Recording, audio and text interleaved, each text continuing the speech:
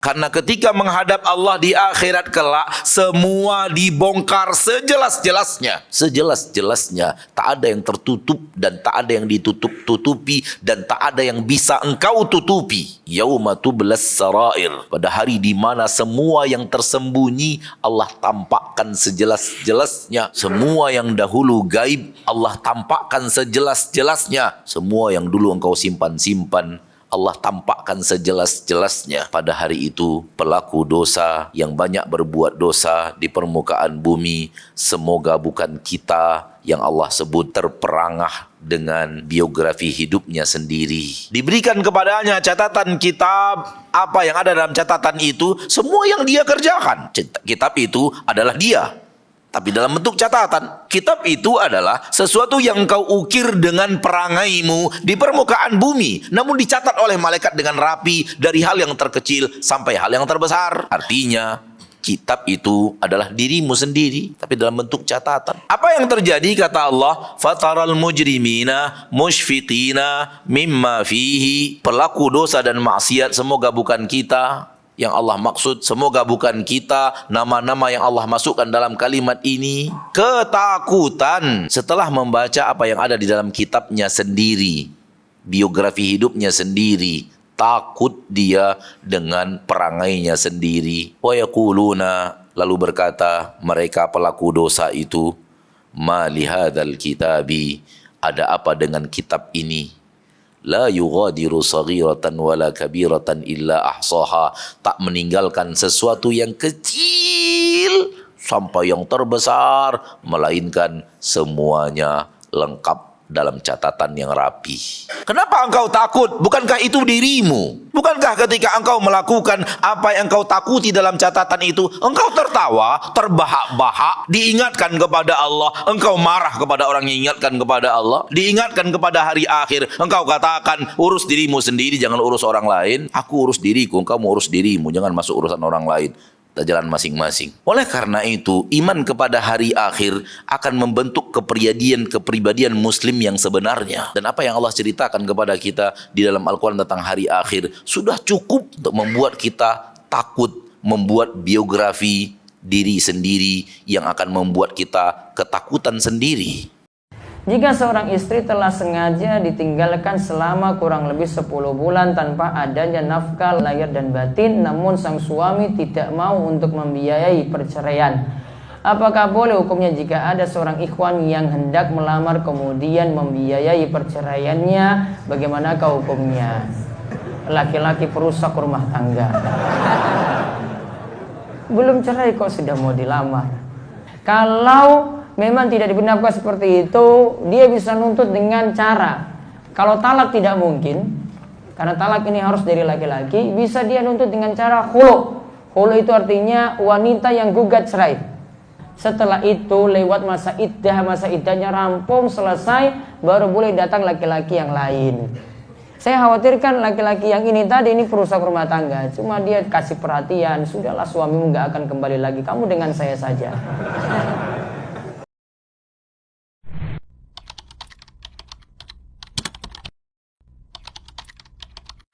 Pakaian itu sampai menutupi kaki, mungkin tepat di alas kaki. Andaikan dia nggak pakai sandal, maka pakainya juga turut menyapu. Makanya dulu ada kasus wanita tanya kepada Nabi SAW, ya Rasulullah, kalau wanita itu menyapu tanah, terus pakainya kena najis gimana? Nabi SAW mengatakan akan disucikan, akan dibersihkan oleh tanah yang dia lewati setelahnya. Sehingga kalau dia lewat di sini, kena najis. Dia lewat lagi ke tanah berikutnya, kesapu dengan tanah berikutnya. Kata Nabi SAW, ini bisa membersihkan najis yang tadi. Artinya budaya sahabiyat di masa itu pakainya kayak gitu. Jarang orang bisa menerima pemahaman semacam ini dan dianggap, oh itu kan tradisi Arab. Kata siapa itu tradisi Arab?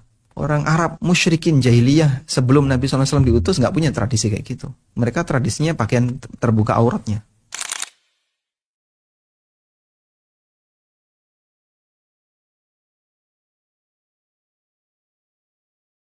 Dan juga ikhwatal iman rahimani wa rahimakumullah, Nabi SAW memberikan perumpamaan tentang hidayah yang beliau bawa dengan perumpamaan yang sangat indah, yang luar biasa. Bagi kita mau mentafakuri hadis ini, mencoba memahaminya, dan mencoba mempraktikkan hadis tersebut dalam kehidupannya, maka insya Allah dia akan termasuk orang yang bahagia dunia dan akhirat. Dalam hadis Bukhari dan Muslim dari hadis Abu Musa al-Asy'ari radhiyallahu anhu, Nabi SAW bersabda, "Mathalu ma ba'athani Allah bihi minal huda wal ilm, kamathalil ghaithil katsir." Perumpamaan risalah yang Allah utus aku dengannya, yang berupa petunjuk dan ilmu ini, kata Nabi, seperti perumpamaan hujan yang deras. Hujan, Nabi ibaratkan seperti hujan, artinya rahmat yang besar. Asaba ardan, dan hujan ini jatuh ke tanah, dan tanah ini beragam bentuknya. Fakana minha naqiyatun qabilatil ma fa'anbatatil kala'a wal 'ushbal katsir. Ada tanah yang subur, dia menyerap air hujan ini dan menumbuhkan tumbuh-tumbuhan, rerumputan dan tumbuh-tumbuhan yang banyak. Wa kanat minha ajadib. Ini jenis yang pertama, tanah yang subur, dia menyimpan air, menyerap air itu dan menumbuhkan tumbuh-tumbuhan. Sehingga tanah yang subur ini menjadi tujuan manusia. Manusia jika ingin bertempat tinggal, dia akan mencari tempat yang subur, yang mudah dicocok tanami, yang mudah mengambil air, bukan di tempat yang tandus dan kering. Wa kanat minha ajadib. Jenis yang kedua adalah tanah yang tidak mudah menumbuhkan tumbuh-tumbuhan, tapi menjadi tandon air. Dia menyimpan air itu di dalam tanahnya. Amsakatil ma, fanafa'allahu bihan nas, fasharibu wasaqaw wa zara'u. Dia menyimpan air, namun dia tidak menumbuhkan tumbuh-tumbuhan. Walaupun demikian, dia masih memberikan manfaat kepada orang lain. Maka orang lain bisa mengambil minum darinya, menyirami tanam-tanaman, dan memberikan minum kepada yang lain, kepada binatang ternaknya. Wa asabat minha ta'ifatan ukhra. Ada jenis tanah yang ketiga. Wa innama hiya qi'an la tumsiku ma'an wa la tunbitu kala. Yang ketiga ini seperti batu yang keras, tidak nyerap air, tidak bisa menumbuhkan tumbuh-tumbuhan.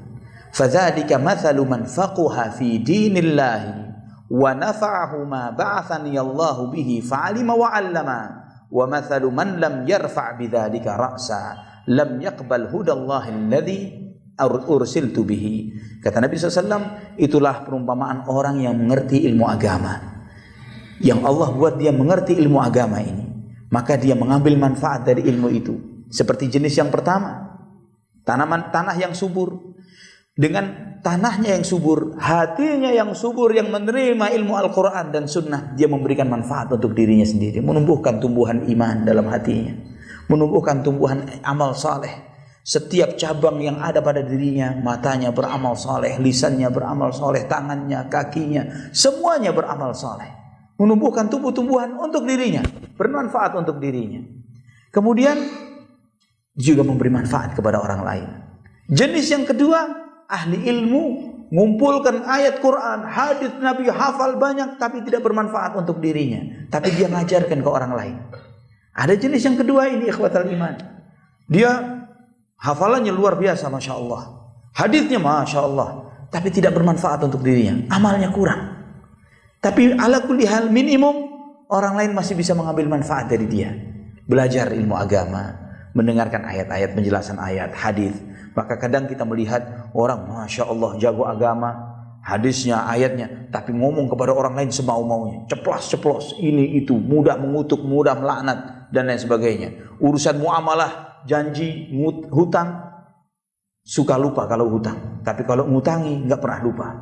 Ya, walaupun 1.000, 2.000, ingat kamu 2 tahun yang lalu waktu mau naruh uang tabungan celengan berjalan di masjid, urusan Idul Fitri, zaman Idul Fitri, antum ngutang sama anak, itu ingat 2 tahun yang lalu.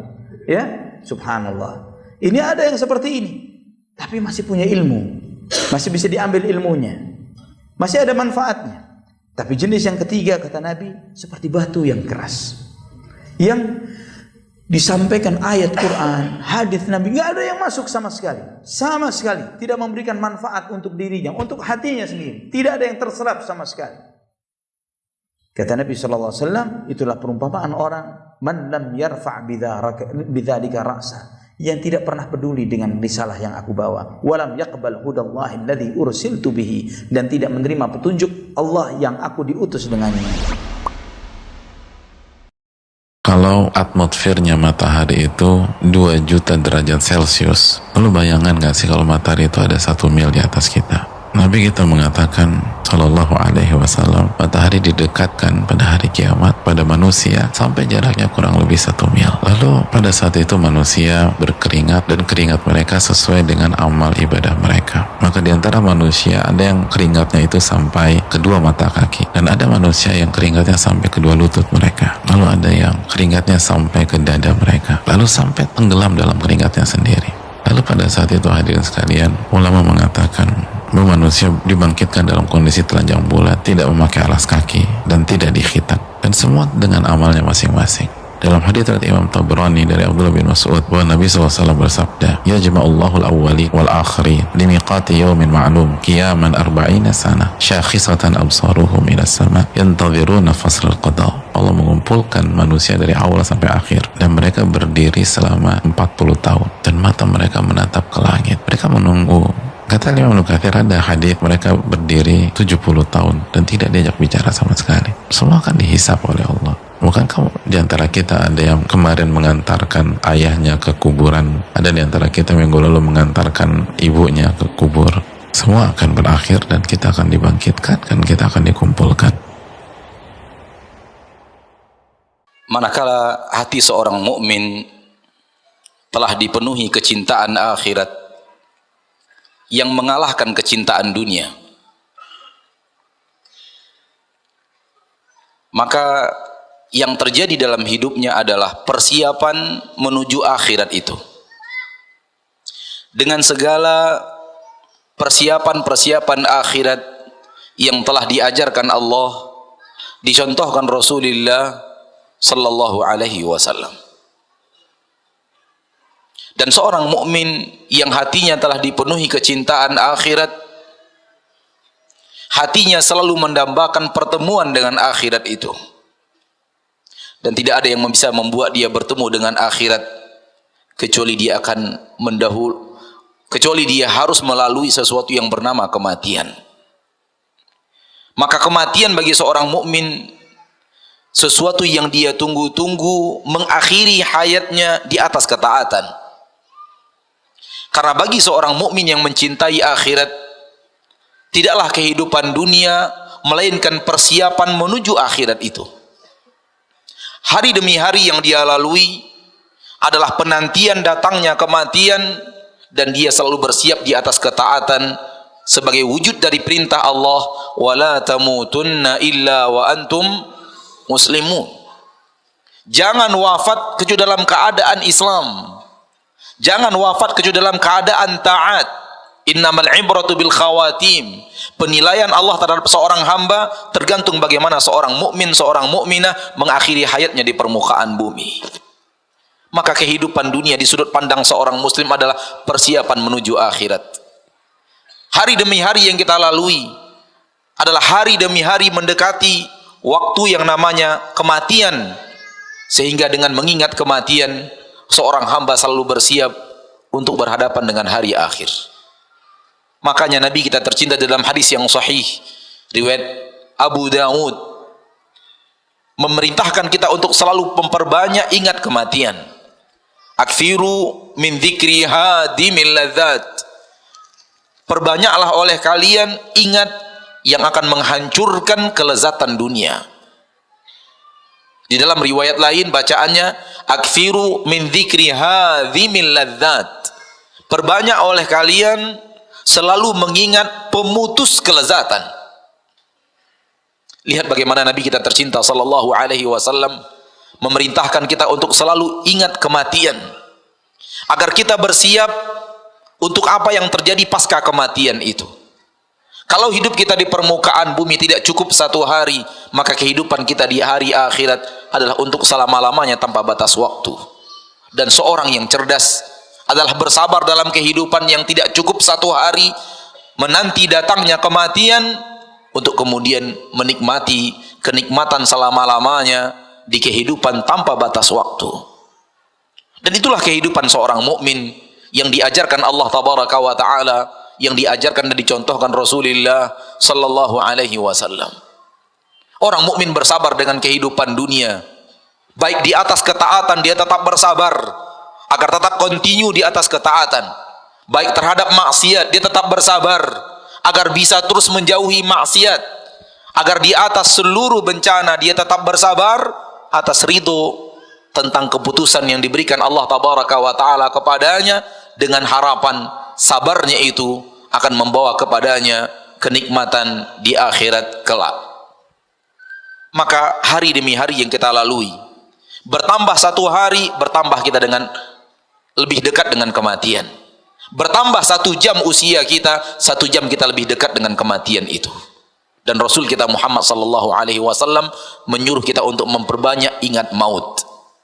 Bahkan Allah di dalam Al-Quran mengatakan, wa anfiqu mimma razaqnakum min qabli ayyatiya ahadakumul maut.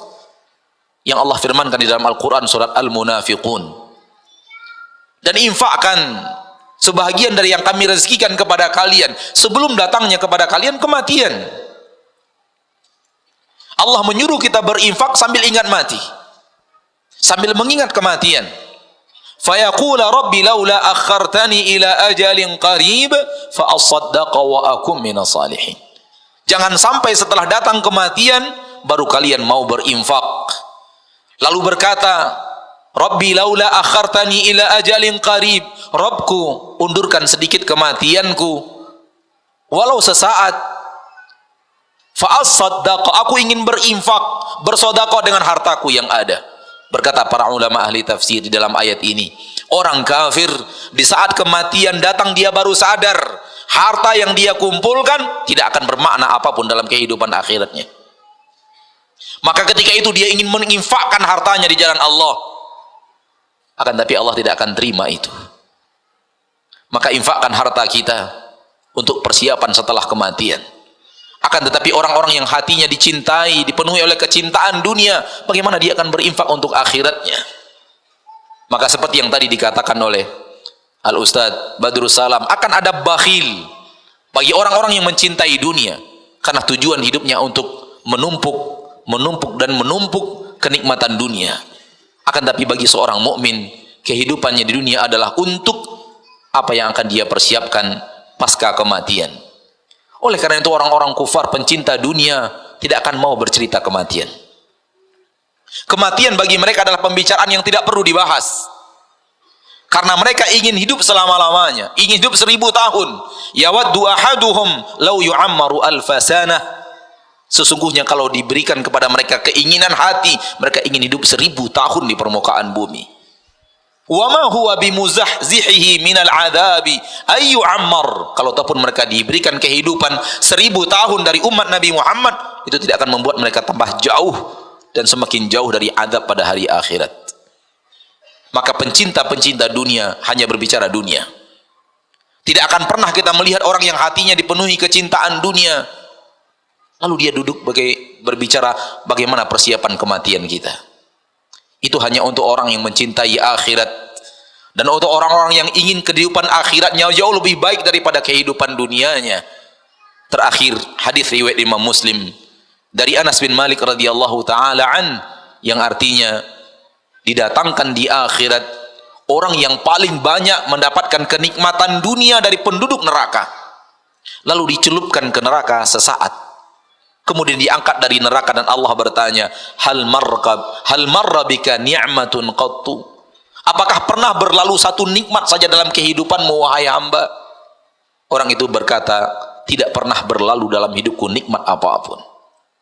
Hanya sebuah celupan di neraka membuat dia lupa nikmat yang terhebat yang pernah dia rasakan di permukaan bumi. Padahal dia adalah orang penduduk neraka yang paling banyak mendapatkan kenikmatan dunia. Sebaliknya, akan didatangkan penduduk surga yang paling banyak mendapatkan penderitaan dunia dari penduduk surga, dimasukkan ke surga sesaat, dikeluarkan dari surga, lalu Allah bertanya, hal marra bika bu'sun qattu? Apakah pernah berlalu kesulitan, kepedihan dalam hidupmu wahai hamba? Ia menjawab, tidak pernah berlalu sedikit pun kepedihan dan kesulitan dalam hidupku. sesaat di surga membuat dia lupa seluruh penderitaan dunia, maka inilah yang harus kita usahakan. Jangan sampai hati kita terikat dengan dunia sehingga kita membenci apa yang akan kita persiapkan, pembicaraan tentang apa yang kita siapkan pasca kematian. Rasul kita sallallahu alaihi wasallam menyuruh kita mengingat kematian dan berbicara kematian agar kita bersiap untuk kehidupan yang kekal abadi di hari yang tidak akan ada masa berakhirnya. Mudah-mudahan bermanfaat. Wa sallallahu wasallam wa baraka wa an'am ala abdihi wa rasulihi Muhammad. Kenapa memelihara jenggot? Memelihara jenggot termasuk sunnah Rasulullah Sallallahu Alaihi Wasallam yang hukumnya wajib. Dalil-dalilnya adalah yang pertama, memelihara jenggot termasuk fitrah seorang laki-laki. Rasulullah Sallallahu Alaihi Wasallam bersabda yang artinya 10 perkara yang termasuk fitrah: memotong kumis, memelihara jenggot, bersiwak, memasukkan air ke dalam hidung, memotong kuku. Hadis riwayat Muslim. Kedua, memelihara jenggot adalah perintah Rasulullah Sallallahu Alaihi Wasallam. Beliau bersabda yang artinya, potonglah kumis dan peliharalah jenggot. Hadis riwayat Al-Bukhari dan Muslim. Ketiga, memotong jenggot adalah kebiasaan orang-orang musyrik. Dalam hadis Ibnu Umar disebutkan bahwasanya Rasulullah SAW bersabda yang artinya, selisihilah orang-orang musyrik, peliharalah jenggot dan potonglah kumis. Hadis riwayat Al-Bukhari dan Muslim. Keempat, mencukur jenggot adalah penyerupaan terhadap wanita. Ibnu Abbas radhiyallahu taala anhuma, beliau telah berkata, yang artinya Rasulullah SAW telah melaknat laki-laki yang menyerupai wanita dan wanita-wanita yang menyerupai laki-laki. Hadis riwayat Al-Bukhari. Hikmah dibalik perintah memelihara jenggot dan larangan mencukurnya. Pertama, sebagian orang mengatakan bahwasanya mencukur jenggot menyebabkan kanker. Kedua, sebagian lagi mengatakan bahwasanya mencukur jenggot menyebabkan lemah syahwat. Ketiga, orang yang mencukur jenggot maka dia akan kerepotan dalam mengurus jenggotnya. Keempat, jenggot adalah keindahan dan lambang kejantanan bagi. Apabila kita punya hutang, tapi pas mau bayar, ke orang yang memberi hutang orangnya, sudah tidak diketahui lagi keberadaannya. Waktu dicari alamatnya tidak ketemu. Jadi bagaimana cara penyelesaiannya menurut syariat Islam? Cari sampai dapat. Sekarang zaman media sosial, bayar. Itulah beratnya hutang daripada nanti kita di hari kiamat ditagih oleh Allah Subhanahu wa taala. Kalau seandainya misalkan sudah ulun cari Ustaz, ujar pindah ke Batu Licin, ulun cari Batu Licin, pindah juga ke Papua, cari sampai Papua. Pas sampai mati sidin, tidak bisa haknya, maka cari ahli warisnya. Kalau tidak dapat juga maka letakkan harta tersebut di jalan Allah, semoga Allah Subhanahu wa taala menjadikan kita seperti orang yang membayar hutang tersebut. Wallahu a'lam. Seorang penuntut ilmu harus memiliki himmah aliyah, harus memiliki semangat yang tinggi di dalam menuntut ilmu. Sebagaimana disebutkan oleh Syekh Al-Utsaimin dalam kitabnya Ta'zimul Ilm, beliau mengatakan bahwasanya orang yang ingin mengejar sesuatu maka dia membutuhkan 3 hal, yaitu yang terdapat dalam hadis Nabi sallallahu alaihi wasallam, ihris ala ma yanfa'uk wasta'in billah wala ta'jaz. Jadi ada 3 hal disebutkan dalam hadis ini. Yang paling pertama adalah kita dituntut memiliki kemauan yang keras, semangat yang tinggi. Kemudian kita disuruh untuk memohon pertolongan kepada Allah Subhanahu wa taala, karena bagaimanapun tingginya semangat kita, tanpa pertolongan dari Allah Subhanahu wa taala maka tidak akan membuahkan hasil. Dan yang ketiga, Nabi sallallahu alaihi wasallam melarang kita menjadi orang yang lemah.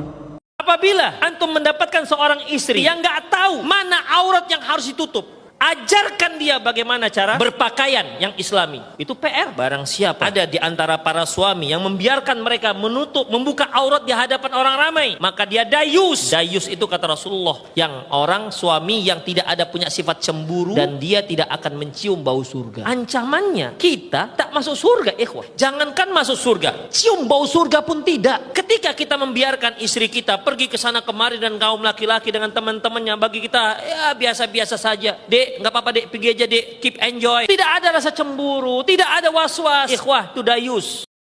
Nah, orang Yahudi ini memusuhi Jibril dan menyukai Mikail. Tugas malaikat Jibril apa? Membawa wahyu. Tugas malaikat Mikail apa? Menurunkan hujan. Orang Yahudi melihat, wah kami suka Mikail. Kenapa? Karena dia datang dengan sesuatu yang membawa kehidupan jasmani. Sementara mereka membenci Jibril, kenapa? Karena Jibril ini datang dengan membawa makanan rohani, yaitu wahyu, ilmu. Wahyu itu kan ilmu, itu makanan rohani. Mereka nggak suka itu. Datang dengan perintah, larangan, ini itu. Harus gini, harus gitu. Maka mereka pun benci. Kami nggak perlu makanan rohani, begitu kira-kira kata mereka. Yang kami perlu makanan jasmani. Nah, kami suka Mikail. Kenapa? Malaikat Mikail datang bawa hujan, hidup tanam-tanaman, kami bisa panen, bisa bercocok tanam. Ini otak Yahudi. Yang mereka pentingkan itu hanya jasmani.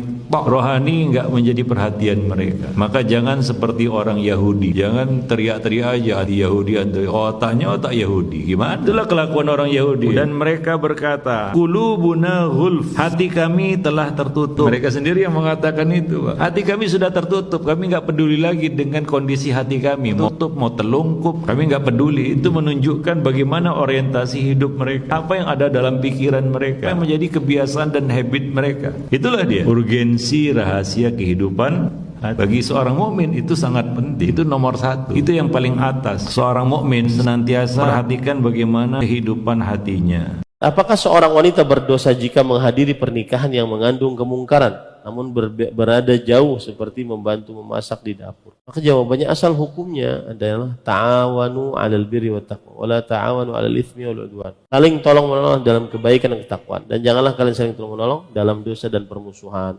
Maka para ikhwan yang dirahmati oleh Allah, apabila di dalam sebuah pernikahan ada kemungkaran, kita tidak boleh membantu terjadinya kemungkaran itu. Adapun membantu membasuh piring diperbolehkan, tidak mengapa. Wallahu a'lam.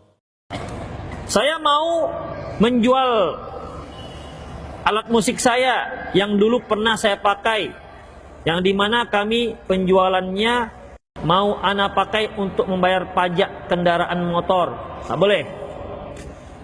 Apabila Allah telah mengharamkan sesuatu, maka hasil penjualannya juga hukumnya haram. Ya, misalnya antum punya kebun sawit, ada hama babi, maka antum berburu babi, dapat babinya, antum jual ke yang Kristen, yang orang-orang yang makan babi. Demikian, antum nggak makan dan juga antum nggak ternak babi. Ini hama babi, ya daripada dia busuk di situ, jadi bangkai, mendingan dijual, busuk di perut orang itu. Kemudian dikasihnya kita duit, apa hukumnya? Haram. Sungguhnya Allah apabila sudah menjadikan sesuatu haram, maka harganya juga haram. Musik haram atau tidak? Kita cek. Dalam Al-Quran ada atau tidak? Dalam hadis ada atau tidak? Ternyata dalam Al-Quran Allah sebutkan dalam surat Luqman, wa minan nasi may yashtari lahwal hadithi liyudhilla an sabilillah. Di antara manusia ada yang membeli ya lahwal hadith, perkataan yang sia-sia untuk menyesatkan manusia dari jalan Allah. Para sahabat menafsirkan yang dimaksud dengan perkataan sia-sia adalah lagu yang disertai dengan musik. Dalam Sahih Bukhari, Rasulullah SAW mengatakan, akan ada dari umatku suatu kaum yang mereka menghalalkan zina, menghalalkan kain sutra bagi lelaki, menghalalkan khamr, bir, dan menghalalkan alat-alat musik. Oleh karenanya 4 mazhab, ya, baik mazhab Hambali, baik mazhab Syafi'i, baik mazhab Maliki, ya, baik mazhab Hanafi, semuanya mengharamkan musik, dan ini ijma. Antum buka buku fikih Syafi'i, buku apa saja, mau kitab karangan Imam Syafi'i, atau kitabnya Imam Nawawi, Majmu' Syarah Al-Muhadzab, atau kitab-kitab yang lainnya, kalau mereka sudah bahas alat musik, mereka haramkan. Kalau ada video dakwah sunnah diberi latar belakang musik, gitar, piano, biola dan sejenisnya, apa hukumnya? Yang jelas bukan ustadznya yang membuat video itu. Ini jelas ya. Ini jelas bukan ustadznya dan bukan tim-tim ustadznya yang membuat video ini, jelas ini. Ini kerjaan orang usil. Ingin berbuat baik tapi salah jalan. Dia kira dengan memasukkan video dan digabungkan dengan suara musik, orang akan semakin hanyut, semakin tertarik dengan iringan musiknya, dan semakin hanyut dalam untayan nasihat ustadznya. Tapi dia tidak tahu bahwa dia telah mencampur adukkan antara hak dan batil. Dan Allah berfirman, wala talbisul haqqa bil batil. Jangan campur adukkan antara hak dan batil. Karena udah nggak bisa ditawar. Wa minan nasi may yastarillah wal hadis. Itu surat Luqman, jelas. Ada sebagian manusia menghalalkan musik. Kalau kita ngomong sama orang pencinta musik, berantem kita. Saya disamperin sama grup Drolis tuh ya, istri-istrinya waktu itu ya, awal-awal beberapa tahun yang lalu itu. Ustadz jaga mulutnya. Maksudnya iya bu, saya jaga bu, saya bilang. Setengah umur saya itu dari musik, anak-anak saya semua di musik.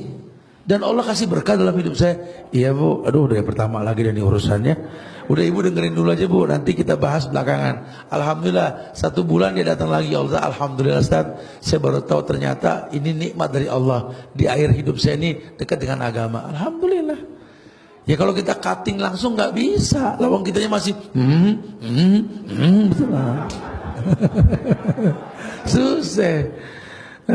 Ini kayak udah mau maghrib nih. Masya Allah. Ikhwan yang dirahmati oleh Allah, saya tetap berkeyakinan bahwasanya tidak ada yang lebih menenangkan hati kecuali zikir kepada Allah Subhanahu wa taala. Kenapa? Karena yang merasa tenang dengan musik-musik tadi bukan tenang hakiki, akan tetapi ketenangan semu. Ketenangan semu yang mereka sebenarnya dibalik itu, dan itu seperti yang saya katakan, triknya iblis membisikkan pembenaran terhadap sebuah maksiat. Kita kan ingin ngajak orang, kita berdakwah dengan musik. Lahan dakwah kan banyak. Anda berdakwah dengan ceramah, saya berdakwah dengan musik. Kalau itu baik cara dakwahnya, niscaya akan dilakukan oleh pertama kali oleh Rasul Sallallahu Alaihi Wasallam. Kalau itu banyak mendapatkan kebaikan orang yang mendengarnya, niscaya Rasulullah SAW akan membuat lagu untuk berdakwah, tetapi beliau tidak lakukan. Jadi ini 4 yang membuat manusia sesat. Yang pertama, mereka bodoh, tidak belajar, tidak nuntut ilmu, tidak mencari dalil. Yang kedua, yaitu mereka mengikuti ajaran nenek moyang. Yang ketiga, mereka mengikuti orang banyak. Dan yang keempat, mereka mengikuti hawa nafsu. Ini jalan-jalan yang membawa manusia ini kepada kesesatan. Karena itu, kepada kaum muslimin semuanya dan kaum muslimat, kita wajib meluangkan waktu kita untuk belajar agama ini dengan benar, dengan dalil. Dan kalau sudah ada dalil, sudah keterangan hujjah, kita wajib terima, kita wajib taslim. Apalagi dalil dari Quran, dalil dari sunnah, kita wajib taslim. Sami'na wa ata'na. Kalau sudah diajak sikap seorang mukmin dan mukminah, kalau sudah diajak kepada Allah Rasulnya, dia mengatakan sami'na wa ata'na, kami dengar dan kami taat.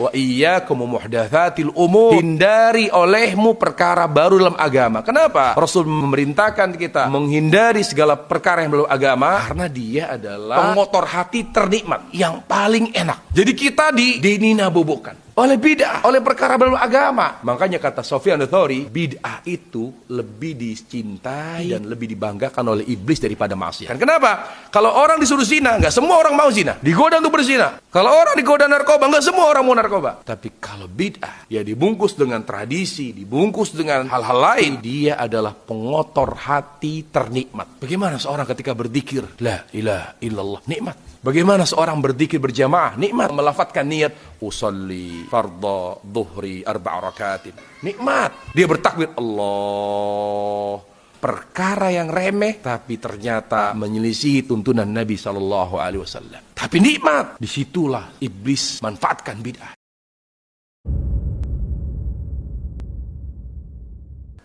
Yani an yaqtani'a bima atahu Allah azza wa jal, yaitu yang dimaksud qanaah adalah seseorang merasa puas dengan apa yang Allah Ta'ala berikan kepadanya. Jadi qanaah itu merasa puas. Istilahnya orang Jawa mengatakan neriman gitu ya, sikap neriman. Dan perlu untuk kita ketahui, qanaah itu merupakan salah satu perkara yang membuat seorang hamba itu beruntung dalam kehidupannya. Ya. Dalil dari Al-Quran, diantaranya dalam Al-Quran surah An-Nahl, ya, ketika Allah Subhanahu Wa Taala berfirman tentang kaitannya dengan keadaan orang yang beriman dan beramal saleh. Allah berikan kehidupan yang baik dalam kehidupannya di dunia, dan Allah berikan pahala dalam kehidupannya di akhirat, yaitu surah An-Nahl ayat 97. Allah Subhanahu wa taala mengatakan, "Man 'amila salihan min dzakarin aw untha," barang siapa yang melakukan amal yang saleh baik dari kalangan laki-laki maupun perempuan, ya, fahuwa mu'minun, sedangkan dia termasuk dari golongan orang-orang yang beriman. Jadi beriman dan beramal saleh. Falanuhyiyannahu hayatan thayyibah, maka kami benar-benar akan hidupkan dia dengan kehidupan yang baik, yaitu di dunianya. Ya, walanajziyannahum ajrahum bi ahsani ma kanu ya'malun, dan kami benar-benar akan berikan balasan kepada mereka di akhirat dengan pahala yang lebih baik dari apa yang sudah mereka amalkan di dunia, yaitu berupa surga Allah Subhanahu wa taala dan diselamatkan dari siksa neraka. Nah, di sini sebagian ahli tafsir mengatakan seperti disebutkan dalam tafsir At-Tabari, makna firman Allah Subhanahu wa taala, "Falanuhyiyannahu hayatan thayyibah." Maka kami jadikan kehidupan dia di dunia ini dengan kehidupan yang baik. Maka sebagian mufassirin mengatakan kehidupan yang baik di dunia itu adalah orang tersebut diberikan karunia oleh Allah berupa qanaah. Allah memberikan qanaah pada dirinya, sikap ya menerima dan merasa ridha dengan rezeki yang Allah Subhanahu wa taala tetapkan untuknya. Nah, sehingga di sini kita bisa menangkap bahwa kehidupan yang baik di dunia itu adalah rezeki yang baik yang disertai dengan sikap qanaah. Ya. Karena Nabi sendiri mengatakan laisal ghina an kathratil aradi walakinnal ghina ghinan nafs. Bukanlah kekayaan itu terletak pada banyaknya materi yang dia miliki, banyaknya harta yang dia punya.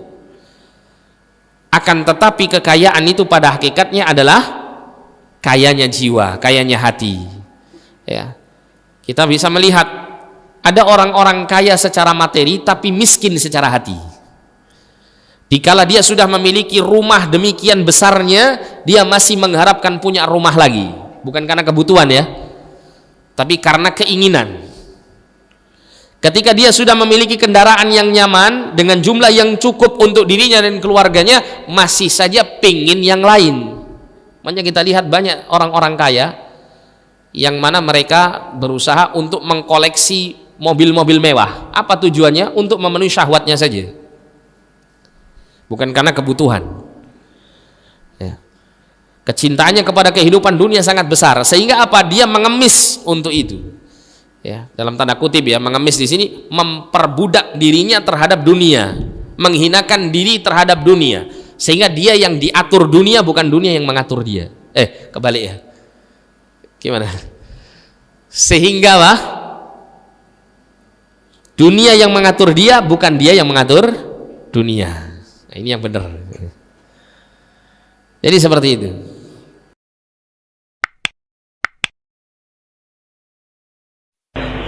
Saya mau nanya, di tempat tinggal saya biasanya kan kalau di tanggal 17 Agustus ada perlombaan. Bukan di tempat tinggal Anda aja, di seluruh pelosok Indonesia. Maksudnya gitu. Kebetulan biasanya saya ditunjuk, diamanahkan menjadi pengurusnya untuk mengadakan lomba untuk anak-anak gitu ya. Tetapi pada saat mencari hadiahnya itu kita mencari sumbangan dari warga-warga yang orang tuanya yang mengikuti anak-anaknya lomba. Jadi anak-anak ikut lomba, kita minta sumbangan ke orang tuanya. Uang kepesertaan. Ya seperti itulah. Judi namanya. Berarti Anda sponsor judi. Cuman kalau sebagiannya itu dipakai sumbangannya itu untuk alat perlombaan, terus sebagiannya untuk hadiahnya, itu termasuk judi. Semua amalan kita harus dasarnya tauhid, intinya ada ikhlas. Jika engkau mengamalkan semua kebaikan di dunia tanpa ada ikhlas, pertama kali masuk neraka jahanam. Bukan terakhir kali, pertama kali masuk neraka jahanam. Kata Nabi SAW, 3 golongan manusia yang pertama kali masuk neraka jahanam, yang Allah akan menyalakan neraka jahanam dengan mereka. Yang pertama orang hafal Quran, yang lain orang alim, yang kedua seorang dermawan, yang ketiga seorang mati syahid. Apakah ada amalan di dalam Islam lebih agung atau lebih mulia daripada 3 amalan ini? Tidak ada sama sekali. Akhirnya pertama kali masuk neraka jahanam. Kenapa? Tidak ada ikhlas. Engkau menipu siapa? Paham? Salah ikhlas ini inti tauhid harus muncul dalam setiap setiap perkataan, setiap bergerak dan diamnya. Semua amalan hati harus sesuai dengan tauhid. Semua ucapan lidah harus sesuai dengan tauhid. Semua perbuatan manusia harus sesuai dengan tauhid. Gitulah ikhwani, masalah tauhid bukan hanya ucapan lidah. Kalau masalah mudah, kenapa ini materi saja yang Nabi tinggal 13 tahun untuk menanamkan hal ini di dalam hati para sahabat. Karena dinanya sudah keluar dari sekolah Nabi SAW, para sahabat yang bisa menguasai dunia semuanya, yang bisa menghancurkan kerajaan Romawi dan Farisi. Bayangkan antara kerajaan Romawi dan Farisia, mereka ada perang hampir 700 tahun. Mereka berperang, kerajaan Romawi dan Farisia. Mana orang Arab? Tidak ada sebut nama mereka sama sekali. Mereka orang yang paling hina pada saat itu. Sebelum Islam, 700 tahun mereka berperang. Tidak ada yang menang. Kayak hari ini, Romawi yang menang, besok Farisia yang menang. Seperti ini, 700 tahun. Jika ada Islam, jika para sahabat datang, di zaman Umar bin Khattab, sudah menghancurkan kerajaan Romawi dan Farisia selama 15 tahun. Selesai. Tidak ada kerajaan Romawi atau Farisia sampai hari kiamat. Apa ini? Bagaimana mereka ini? Ini manusia. Tapi ini berbuatan Islam, berbuatan aqidah, berbuatan tauhid. Ginilah ikhwani, masalah tauhid bukan mudah sama sekali. Oleh kerana itu engkau harus mulai belajar tauhid dari saat ini sampai engkau mati. Janganlah engkau merasa malas. Tauhid ini bukan hanya kita tahu Allah Subhanahu wa taala Maha Esa. Allah Maha Esa dalam nama-namanya dan sifat-sifatnya. Allah Maha Esa dalam perbuatannya. Allah Maha Esa untuk semua perbuatan manusia. Harus kita mentauhidkan Allah Azza wa Jal. Harus engkau mengharapkan hanya wajah Allah Tabaraka wa Ta'ala. Segala sesuatu di alam semesta ini, baik di dunia maupun di akhirat, di dalam genggaman Allah Azza wa Jal. Engkau tidak bisa bergerak, tidak bisa diam, tidak bisa berbicara, tidak bisa melakukan apapun kecuali dengan izin Allah yang Maha Kuasa Subhanahu wa Ta'ala. Tauhid ini harus meliputi semua ilmu engkau, semua perbuatan engkau. Oleh kerana itu ikhwani, bukan mudah kita menjalankan tauhid. Kalau mudah, apakah ada guru lebih pandai daripada Rasulullah? Tidak ada. Kenapa beliau duduk 13 tahun hanya untuk tauhid saja? Kerana ini hal yang tidak biasa. Oleh kerana itu setelah 13 tahun, ketika mereka semuanya disuruh untuk berhijrah, tidak ada yang melanggar ini sama sekali. Walaupun meninggalkan kampung halaman, ini mudah sekali untuk Allah dan Rasulnya. Walaupun mereka dilepaskan dari semua harta mereka, ini mudah sekali untuk Allah dan Rasulnya. Walaupun mereka meninggalkan anak mereka dan keluarga mereka, ini sangat mudah untuk Allah dan Rasulnya. Walau mereka nanti di Madinah. Ada kasus bagaimana ketika ada seorang wanita yang mengalami junub, baik karena hubungan badan atau karena mimpi basah, kemudian dia belum sempat mandi, lalu dia mengalami haid. Apakah dia punya kewajiban untuk mandi junub? Kasus semacam ini pernah dibahas oleh Imam Asy-Syafi'i rahimahullah dalam kitab Al-Um. Beliau mengatakan di kitab Al-Um, coba kita simak pernyataan beliau. Idza asabat al-mar'ata janabatun, apabila wanita mengalami junub, thumma hadat, kemudian dia mengalami haid, qabla an taghtasila minal janabah, sebelum dia mandi junub, lam yakun 'alaiha ghuslul janabati wa hiya haidun, maka wanita ini tidak punya kewajiban untuk mandi junub dalam kondisi dia sedang haid. Li'annaha innama taghtasilu fatathura bil ghusli, karena yang namanya mandi itu ketika dia bisa dalam kembali suci, dia bisa menjadi suci, maksudnya suci dari hadas dengan mandi yang dia lakukan. Wa hiya la tathur bil ghusli minal janabah wa hiya haid. Sementara dengan mandi junub dia tidak bisa menjadi suci sebab dia dalam kondisi haid. Kemudian keterangan yang lain disampaikan oleh Ibnu Qudamah dalam kitab Al-Mughni. Beliau mengatakan, Faslun idza ijtama'a syai'ani yujibanil ghusla kal haidhi wal janabah. Pasal, apabila ada dua penyebab mandi haid yang berkumpul, seperti misalnya haid dan junub, datang dalam waktu bersamaan. Atau iltiqaul khitanain, atau hubungan badan, wal inzal, kemudian keluar mani, wa nawahuma bi taharatihi, kemudian dia berniat untuk mensucikan keduanya, ajza'ahu anhuma, maka itu sudah sah untuk menunaikan kewajiban dua sebab tadi. Sehingga ketika dia habis hubungan badan kemudian mengalami haid, lalu setelah suci haid dia mandi besar sekali, atau ada seorang wanita yang tadi mimpi basah, kemudian belum mandi, dia haid, maka setelah selesai haid dia mandi sekali, ajza'ahu anhuma. Kata Ibnu Qudamah, itu sudah bisa menggantikan keduanya.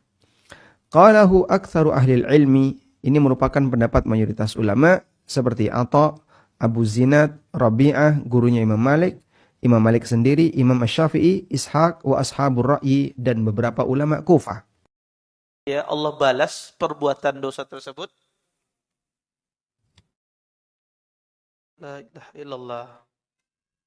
Inna lillahi wa inna ilaihi raji'un. Telah meninggal dunia Ustadz kita, Ustadz Khairullah. Innalillah ya. Allah maghfir lahu warhamhu wa'afi wa'fu anhu. Waghfir dhunubahu ya Rabb. Ya. Subhanallah. Ya, ini mengejutkan ya. Ya, mudah-mudahan Allah rahmati beliau. Ya Allah masukkan ke dalam surga kita ya. Ini ustadz kita yang merintis dakwah yang luar biasa di Banjar ini ya.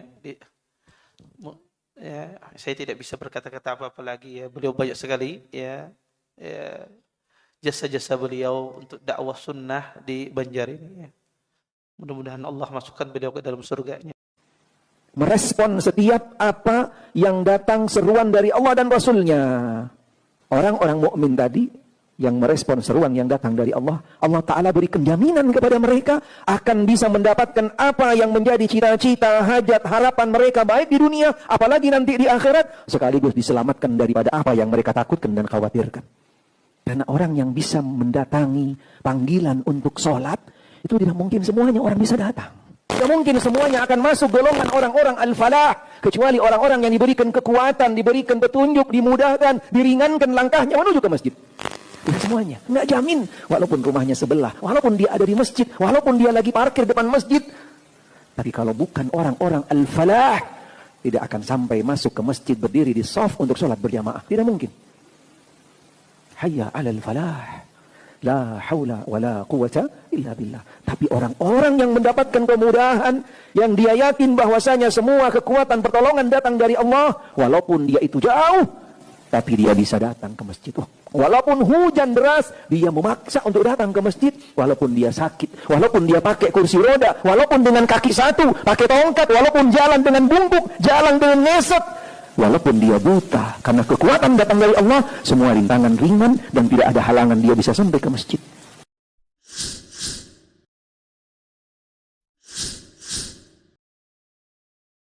Terlebih Rasulullah SAW mengabarkan akan datangnya suatu zaman, kata Rasulullah SAW, inna mi waraikum ayyaman al-mutamassik bidinihi kal-qabid alal jamar. Sesungguhnya di belakang kalian akan ada hari-hari orang yang berpegang kepada agamanya bagaikan memegang bara api. Panas. Panas. Berat. Berat. Mengapa demikian? Mengapa? Karena di zaman seperti itu banyak orang-orang yang tidak suka kepada orang-orang yang berpegang kepada agama ini. Sebab kalau kita berpegang kepada agama Islam yang kafah, yang murni, Bapak sekalian, sesuai yang diperintahkan oleh Allah dan Rasulnya, itu subhanallah saudara-saudaraku sekalian, banyak setan-setan yang tidak suka, Pak. Tidak suka. Coba lihat Bapak sekalian. Orang yang memelihara jenggot hanya karena ikut tren, saya yakin tidak akan ada yang memusuhinya. Preman-preman yang berjenggot karena tren, biasa. Tapi kalau orang memelihara jenggot kan mengikuti sunnah Nabi, mata orang melihat saja sudah beda, Pak. Awas teroris, jangan-jangan ini anak buahnya siapa? Ya. Subhanallah saudara-saudaraku sekalian, akhwal Islam azani Allah wa ya. Akhwat yang bercadar, ya, ketika ia pergi ke suatu tempat keramaian, entah itu plaza ataupun bandara atau apa, terkadang orang sudah melihat duluan, wah ini siapa ini? Orang yang berusaha untuk menegakkan sunnah Nabi SAW. Maka dari itulah saudaraku sekalian, Panas ya kenapa? Karena entah itu disakiti, entah itu dikucilkan, entah itu dituduh. Lihat para nabi sallallahu alaihi wasallam. Makanya ya akhwal Islam, dakwah para nabi itu pasti menyinggung. Menyinggung tidak? Kenapa Nabi Nuh dimusuhi, Pak? Nabi Nuh 950 tahun dakwah, Pak. Beliau dimusuhi, beliau dicibir, beliau Masya Allah menghadapi berbagai macam ujian luar biasa. Nabi Musa dimusuhi tidak, Pak? Dimusuhi oleh penguasa di zamannya Fir'aun. Kenapa, Pak? Karena Nabi Musa mendakwahkan Fir'aun kepada tauhid agar beribadah kepada Allah, sementara Fir'aun mengaku dirinya Tuhan. Nabi Muhammad dimusuhi tidak, Pak? Nabi Muhammad dimusuhi. Kenapa? Karena beliau mendakwahkan kaum Quraisy agar mentauhidkan Allah, menjauhkan kesyirikan, sementara orang-orang Quraisy lebih suka mempersekutukan Allah Subhanahu wa taala. Maka dakwah para nabi rata-rata menyinggung kaumnya. Demikian pula kita ketika kita berdakwah menyinggung tradisi yang tidak sesuai syariat, marahlah mereka. Apa itu? Wahabi. Itu siapa itu? Orang-orang radikal itu. Waktu siapa itu main-main bid'ahin aja, syirik-syirikin aja. Apa siapa itu kok? Ya penampilannya beda sendiri. Gak mau ikut perayaan-perayaan, gak mau ini dan itu. Wah, akhirnya mulailah saudara-saudara sekalian, orang-orang yang berusaha berpegang kepada sunnah dikucilkan, dianggap memiliki aliran sesat, dianggap ini memecah belah umat, dianggap dan berbagai macam tuduhan-tuduhan yang lainnya. Subhanallah. Memang demikian saudaraku sekalian. Sudah sunnatullah. Orang-orang yang berpegang kepada kebenaran dari zaman ke zaman terus mendapatkan ujian seperti itu. Nabi SAW memberikan balasan. Orang yang mendoakan saudaranya tanpa diketahui oleh yang didoakan, balasannya apa? Illa arsalallahu malakan faqala walaka bimithlin. Allah Subhanahu wa taala akan mengutus seorang malaikat, kemudian malaikat ini mengatakan amin walaka bimithlin. Doanya diaminkan oleh malaikat dan kemudian malaikat menambahkan semoga kamu juga mendapatkan yang semisal. Kenapa kok sampai diberi seperti itu? Karena orang yang mendoakan orang lain, bukti bahwasanya dia itu tidak punya rasa hasad. Bukti dia itu saling mencintai saudaranya, sehingga sampai dia doakan kebaikan untuk saudaranya. Karena itulah terkadang dulu para ulama pada saat mereka tidak suka dengan orang lain, mereka doakan kebaikan untuknya. Doakan kebaikan. Karena orang semacam ini ingin mendapatkan keutamaan dua kali. Yang pertama melawan rasa bencinya, yang kedua ingin mendapatkan ucapan amin dari malaikat. Semua keinginan, semua harapan, semuanya adalah Allah yang punya. Jadi sangat lucu kalau kita menginginkan sesuatu tapi kita melupakan pencipta sesuatu tadi. Dan sangat tidak benar kalau kita menginginkan sesuatu lalu kita melupakan pemilik sesuatu tadi. Kalau kita mau sesuatu itu, apa yang kau mau? Kau mau harta, engkau mau dudukan, engkau mau bahagia, engkau mau ketenangan, semua itu milik Allah. Maka kalau engkau mau itu, minta kepada pemiliknya, mendekat kepada pemiliknya, bukan malah menjauh dari pemiliknya. Kau ingin bahagia, kepemilikan bahagia punya Allah, tapi kau jauh dari Allah. Bagaimana bisa kau bahagia sementara kau menjauh dari Allah yang sumber bahagia, pencipta bahagia, pembagi bahagia? Orang yang menjauh dari Allah bukan malah mendapatkan kebahagiaan, malah mendapatkan kemudaratan. Karena selain Allah, kalau engkau tempat bergantung, yang kau dapatkan cuman mudarat, bukan manfaat. Ustaz mohon doanya dan mohon motivasinya agar selalu istiqamah di zaman fitnah. Ma'asyiral muslimin rahimani wa rahimakumullah. Sebelumnya saya berdoa untuk saya dan kita semuanya. Semoga Allah tabaraka wa taala berikan kepada kita kekuatan untuk berpegang teguh dengan agama kita. Menjadi orang soleh itu tidak berat, asal kita mau. Hanya dua saja. Pertama, ketahui halal haramnya. Yang kedua, kalau halal kerjakan, kalau haram tinggalkan. Udah itu aja. Ketahui halal haramnya. Kalau halal kerjakan, kalau haram tinggalkan. Udah, jadi orang istiqomah sudah. Jadi orang soleh sudah. Syaitan mungkin akan datang kepada kita. Syaitan mungkin akan datang kepada kita menganggap jadi orang soleh itu ribet. Jadi orang soleh itu susah. Yang mengatakan susah siapa? Hanya 2 poin tadi kok. Ketahui dulu halal haramnya. Jangan asal mau kerjakan, asal mau kerjakan. Nanti cari halal haramnya. Sering kita kebingungan setelah mengerjakan yang haram kemudian baru cari hukumnya ternyata haram, mundur susah. Maka sebelum maju, tanya dulu halal haramnya. Cari dulu halal haramnya. Tak tahu tinggal tanya. Halal nggak ini? Boleh nggak begini? Kalau halal kerjakan, kalau haram tinggalkan. Udah, itulah syarat jadi orang saleh. Itulah syarat untuk istiqamah.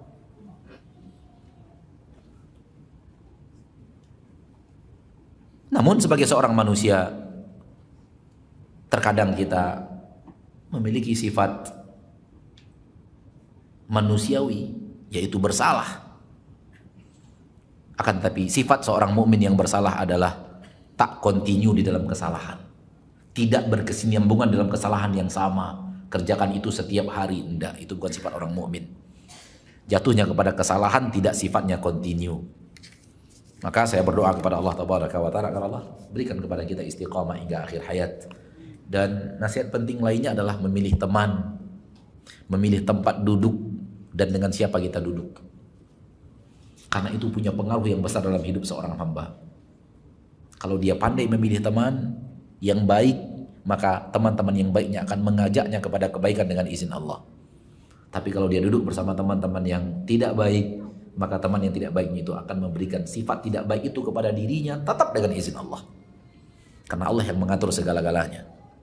Oleh karena itu Nabi dalam hadis yang sahih dari Imam Bukhari dan Muslim dari Abu Musa al-Asy'ari mengatakan bahwa contoh permisalan bagi seorang teman duduk yang baik adalah bagaikan duduk bersama pedagang parfum. Tapi kalau teman yang jahat bagaikan duduk bersama si pandai besi. Penjual parfum aromanya wangi dan mungkin dia kasih kita parfumnya atau kita beli dari dia parfum itu. Adapun si pandai besi, mungkin baju kita terbakar dengan percikan api, minimal aroma buruk, aroma busuk dari besi yang terbakar hangus itu pun sampai ke hidung kita. Rasul memberikan perumpamaan seperti itu. Dan agama kita, kata Nabi SAW dalam sebuah hadis yang lain dari Bukhari dan Muslim, agama kita tergantung siapa teman kita. Maka di zaman kita sekarang ini juga perlu diperhatikan siapa teman. Termasuk teman di grup WhatsApp. Harus diperhatikan. Terkadang kita kurang mawas sehingga berteman dengan alumni SMA ... Ya sudah, terikat dengan kealumnian. Siapa yang ada di sana beraneka ragam. Sehingga perkataan-perkataannya membuat kita tergerak untuk maksiat, atau sesuatu yang dikirim membuat kita melihat maksiat. Hentikan saudaraku. Hidup ini hanya sebentar. Sebentar lagi dunia akan kiamat, sebentar lagi akhirat akan datang. Wallahu a'lam. Jadi tidak ada yang namanya bid'ah hasanah, tidak ada. Lalu mereka berdalil itu Abu Bakar As-Siddiq mengumpulkan Al-Quran. Lah itu Abu Bakar As-Siddiq melakukan ini itu. Umar bin Khattab melakukan salat tarawih berjamaah. Utsman bin Affan juga melakukan menulis kembali Al-Quran. Ya akhi, Anda menuduh para sahabat berbuat bid'ah. Kalau ngomong yang benar, ente menuduh para sahabat ini membuat syariat yang baru. Akhi, haram alaik. Dosa besar ente menuduh para sahabat seperti ini. Dan apapun yang dilakukan oleh para sahabat, yaitu Abu Bakar, Umar, Utsman, Ali, itu adalah legal, hukum yang sah dari Allah dan Rasulnya. Inilah mereka sahabat. Apa yang dilakukan oleh Abu Bakar, Umar, Utsman, Ali itu adalah legal, hukum sah. Bahkan sampai para ulama mengatakan jika ada perseteruan di antar sahabat, jangan ikut komen, diam saja, karena semua sahabat walaupun mereka berseteru semuanya masuk surga. Lo yang gak jelas, kita yang gak jelas. Kita yang gak jelas. Mimpi itu ada berapa? Mimpi ada 3. Ya. Mimpi baik hak itu datangnya dari Allah. Yang kedua, mimpi yang dikatakan dengan bunga tidur. Ya, antum banyak beraktivitas, tidur ke bawah di mimpi. Ini namanya bunga-bunga tidur. Anak kecil kadang-kadang lari-lari siang hari dan seterusnya. Kemudian di malam dia teriak-teriak, kadang mimpi bunga tidur kadang nih. Yang ketiga, mimpi jelek itu dari syaitan. Ikhwan yang Allah muliakan, syaitan seperti yang sudah kita bahas ingin menyesatkan manusia dari jalan Allah. Setan tidak ingin manusia hidup nyaman. Perhatikan. Ingat, daging para ulama itu apa? Beracun. Luhumul ulama'i masmum. Dagingnya para ulama itu beracun. Apa maksudnya daging para ulama beracun? Anda kalau ada orang makan daging tapi dagingnya beracun gimana? Mati.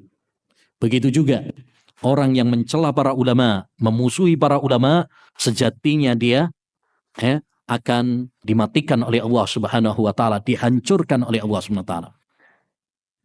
Oleh karenanya, ketika seorang menuduh para ulama, menuduh Nabi, ya, hendaknya dia khawatir terhadap dirinya sendiri.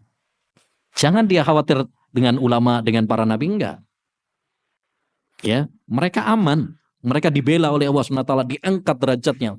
Yang kasihan adalah engkau yang menuduh para ulama, engkau yang menuduh para nabi.